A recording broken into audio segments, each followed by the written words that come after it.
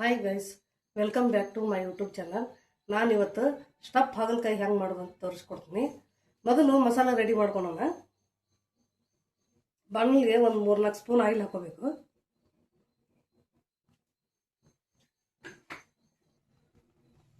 ಇವಾಗ ಎಣ್ಣೆ ಕಾದಿದೆ. ನಾವೊಂದು ಕಪ್ ಅಷ್ಟು ಕಡಲೆ ಹಿಟ್ಟು ತೊಗೊಂಡಿದ್ದೀನಿ. ಎಣ್ಣೆಲಿ ಹಾಕ್ತಾ ಇದ್ದೀನಿ. ಇದನ್ನು ಎಣ್ಣೆಯಲ್ಲಿ ಹುರಿಯೋ ಸಲುವಾಗಿ ನಾನು ಎಣ್ಣೆ ಜಾಸ್ತಿ ಹಾಕೊಂಡಿದ್ದು. ನೀರು ಹಾಕಬಾರ್ದು, ನೀರು ಹಾಕಿದ್ರೆ ಕೆಟ್ಟ ಹೋಗುತ್ತೆ.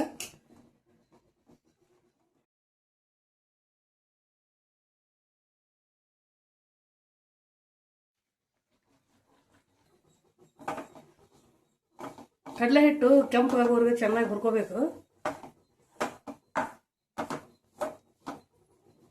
ಇವಾಗ ಇದು ಹುರಿದಾಗಿದೆ.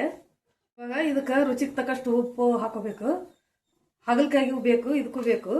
ಅದಕ್ಕೆ ನಾನು ಸ್ವಲ್ಪ ಜಾಸ್ತಿ ಹಾಕ್ತಾ ಇದ್ದೀನಿ. ಸ್ವಲ್ಪ ಅರಿಶಿನ ಪೌಡ್ರು,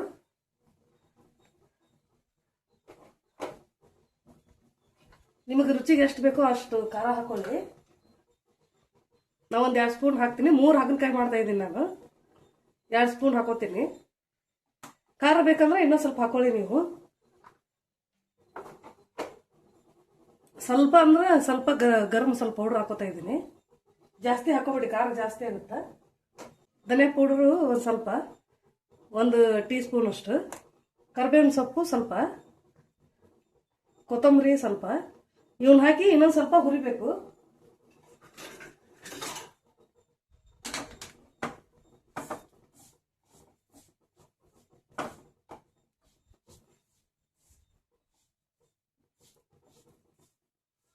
ಇವಾಗ ಕಡಲೆ ಹಿಟ್ಟು ಹುರಿದಾಗಿದೆ.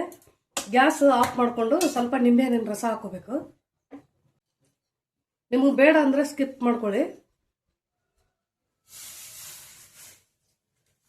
ನಾನು ಒಂದು ಅರ್ಧ ನಿಂಬೆಹಣ್ಣು ಹಾಕ್ತಾ ಇದ್ದೀನಿ.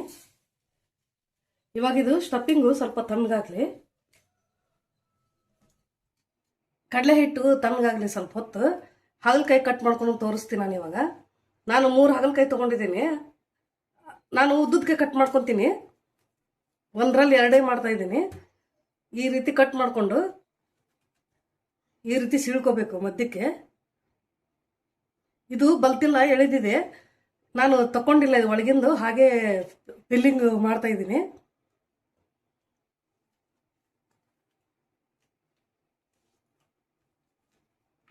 ಬೀಜ ಇಲ್ಲ ಇದರಲ್ಲಿ.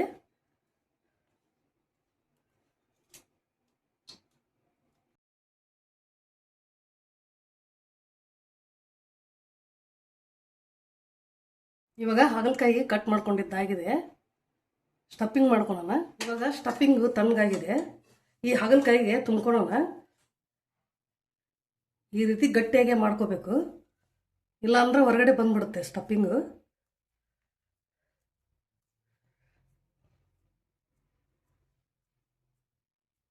ಈ ರೀತಿ ಒತ್ತಿ ಒತ್ತಿ ಚೆನ್ನಾಗಿ ತುಂಬ್ಕೋಬೇಕು.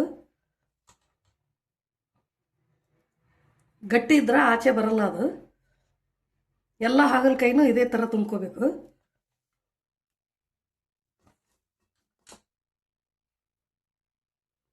ಬೀಜ ಜಾಸ್ತಿ ಬಲ್ತಿದ್ರೆ ತಕೊಂಬಂದು ಸ್ಟಫ್ ಮಾಡ್ಕೊಳ್ಳಿ.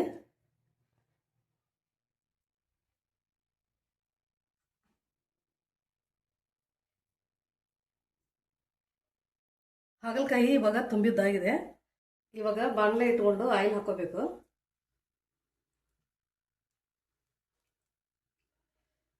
ಹಾಗಲಕಾಯಿ ಮುಳುಗು ಅಷ್ಟು ಹಾಕೋಬೇಕು ಆಯಿಲ್. ಬೇರೆದಕ್ಕೆ ಯೂಸ್ ಮಾಡ್ಕೊಳಕ್ಕೆ ಬರ್ತದ ಹಾಗಲಕಾಯಿ ಎಣ್ಣೆ ಪಲ್ಯಕ್ಕೆ, ಸಾರಿಗೆ.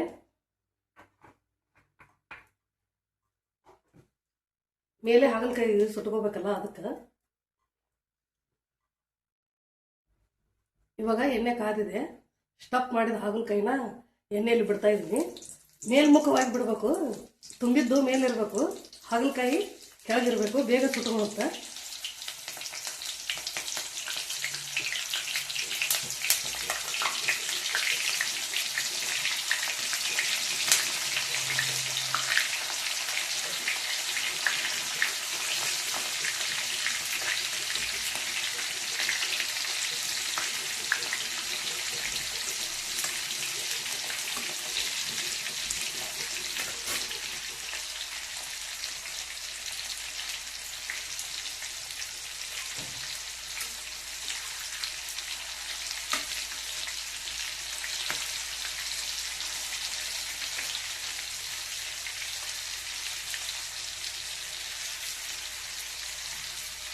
ಹಾಗಲಕಾಯಿನ ಬೇಗ ತಿರುಗಿಸ್ಬಾರ್ದು, ಕೆಳಗಡೆ ಸುಡ್ಬೇಕು. ಅದೆಲ್ಲ ಸುಟ್ಟರೆ ಮೆತ್ತಗಾಗಿ ಬಿಡುತ್ತೆ.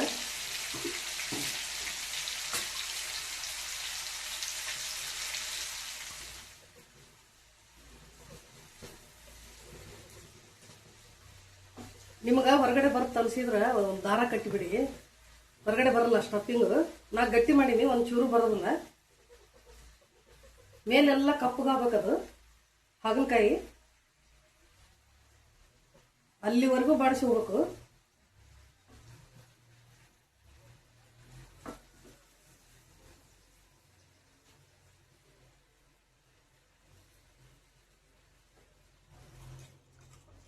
ಇವಾಗ ನಾನು ಅದು ಮೇಲೆ ಉಪ್ಪು ಹಿಡಿದಿರೋದಿಲ್ಲ ಹಾಗಲಕಾಯಿ. ಉಪ್ಪಿನ ನೀರು ಒಂದು ಸ್ಪೂನ್ ಉಪ್ಪು ತಗೊಂಡು ಉಪ್ಪಿನ ನೀರು ಹಾಕ್ತಾ ಇದ್ದೀನಿ ನಾನು ಇದ ಎಣ್ಣೆಲೆ.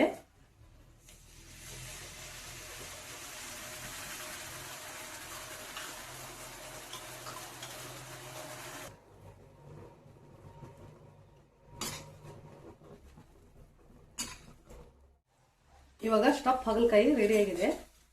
ನಿಮ್ಗೆ ಇಷ್ಟ ಆದ್ರೆ ಲೈಕ್ ಮಾಡಿ, ಶೇರ್ ಮಾಡಿ, ಸಬ್ಸ್ಕ್ರೈಬ್ ಆಗಿ.